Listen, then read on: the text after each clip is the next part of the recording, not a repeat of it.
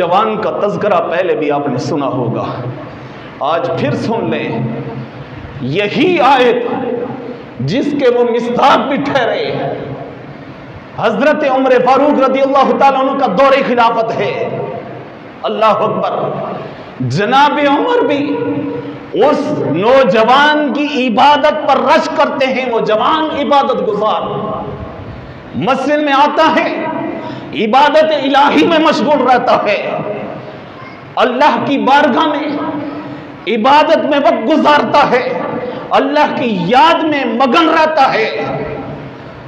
جب وہ عشاء پڑھ کے روزانہ گھر کی طرف جاتا ہے، راستے میں فاحشہ عورت وہ اس کو گناہ کی طرف بلاتی ہے، وہ جوان انکار کرتا ہے، گناہ کی طرف توجہ نہیں دیتا، نظریں جھکائے ہوئے گزر جاتا ہے، روزانہ کا معمول ہے۔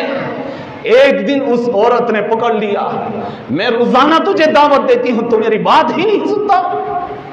اس جوان نے سوچا روزانہ یہ کہتی ہے، تھوڑی سی گناہ کی طرف توجہ ہوئی، وسوسہ آیا، یہی قرآن کی آیت پھر یاد آئی، ان الذین اتقوا اذا مسهم طائف من الشیطان تذکروا فاذا هم مبصرون۔ جب قرآن کی یہ آیت یاد آئی، اللہ پر وہ جوان گر پڑا، بے ہوش ہو گیا۔ کچھ وقت گزرنے کے بعد گھر والے تلاش کرنے کے لیے، ڈھونڈنے کے لیے نکلے۔ آپ کا بوڑھا والد گھر سے نکلا تلاش کرنے کے لیے، اپنے بیٹے کو راستے میں بے ہوشی کے عالم میں پایا، لوگوں کو بلایا، اٹھا کے گھر لائے۔ جب گھر لائے تو گھر میں جب جوان کو فاقہ ہوا، ہوش آئی، تو پوچھا گیا، بیٹا تیرے ساتھ کیا معاملہ پیش آیا، کس وجہ سے بے ہوش ہوا؟ وہ جوان ماجرا بیان کرنے لگا کہ مجھے وہ عورت روزانہ گناہ کی دعوت دیتی رہی، میں گھر کی طرف لوٹا آتا تھا، گھر کی طرف ہی چلتا آتا۔ ایک دن آج اس عورت نے مجھے پکڑ لیا، تھام لیا، گناہ کی طرف دعوت دی، مجھے گناہ کا خیال آیا، وسوسہ آیا، گناہ کیا نہیں، خیال ہی آیا۔ قرآن کی یہ آیت اس جوان نے اس وقت پڑھی کہ مجھے یہ قرآن کی آیت یاد آئی، ان الذین اتقوا اذا مسهم طائف من الشیطان تذکروا فاذا هم مبصرون۔ وہ جوان یہ آیت پڑھ کے پھر چیخ ہماری اس جوان نے، زار و قطار رونے لگا، روتے روتے اس جوان کی جان نکل گئی۔ اللہ اکبر۔ اس جوان کا جنازہ پڑا گیا، اس جوان کو دفنا دیا گیا۔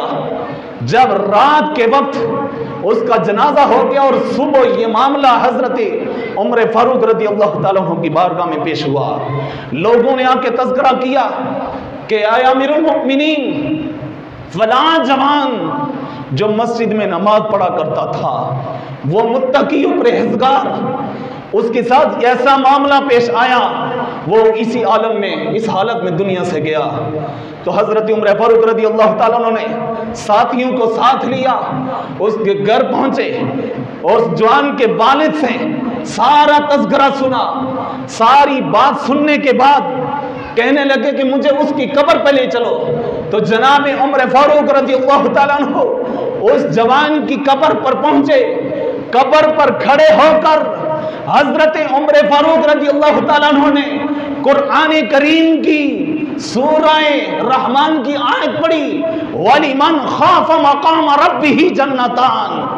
یقیناً جناب عمر نے آیت یہ اس لیے پڑھی ہوگی کہ اے جوان، تو خوف خدا میں اس دنیا سے گیا ہے، اللہ کے ڈر میں اس دنیا سے گیا ہے، تو گناہوں سے بچنے کے معاملے میں اس دنیا سے گیا ہے۔ تو یاد رکھ، قرآن میں رب ذوالجلال نے ارشاد فرمایا ہے، وَلِمَنْ خَافَ مَقَامَ رَبِّهِ جَنَّتَانِ۔ جو قیامت والے دن اللہ کے حضور کھڑے ہونے سے ڈرا، اس کے لیے 2 جنتیں ہیں۔ حضرت عمر فاروق رضی اللہ تعالیٰ عنہ کی یہ آیت پڑھنے کی دیر ہی تھی، قبر سے آواز آئی۔ کتابوں میں آتا ہے کہ قبر سے آواز کیا آتی ہے، اے امیر المؤمنین، اللہ کی عزت و جلال کی قسم، رب ذوالجلال نے مجھے 2 جنتیں ہی عطا کی ہیں۔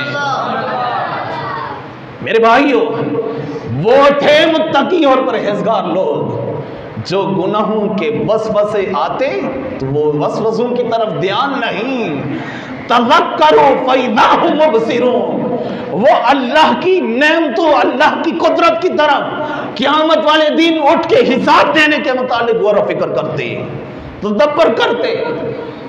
تو جب یاد رکھیں، جب ایسی عادت بن جائے، ایک طرف انسان کو شیطان گناہ کی طرف ابار رہا ہو، وہ گناہ سے توجہ ہٹا کر رب کی قدرت کی طرف دھیان دینا شروع کر دے، تو یقیناً شیطان خود بخود پیچھا چھوڑ دے گا۔ لیکن ہو پھر بندہ مسلمان، کمائی حرام کی کھائے، رگوں میں حرام کا خون جمع ہو، صبح اٹھتا ہے کہ لوگوں کا خون نوچتا ہے، صبح اٹھتا ہے کمائی کے ذرائع، مال کمانے کے لیے نکلتا ہے، حرام کاری کا ذریعہ ہے۔ اب وہ حرام کے لقمے جب اندر جائیں گے، حلالی جذبات نہیں پیدا ہوں گے، بلکہ جذبات بھی اسی طرح کے ہوں گے جس طرح کی کمائی ہے۔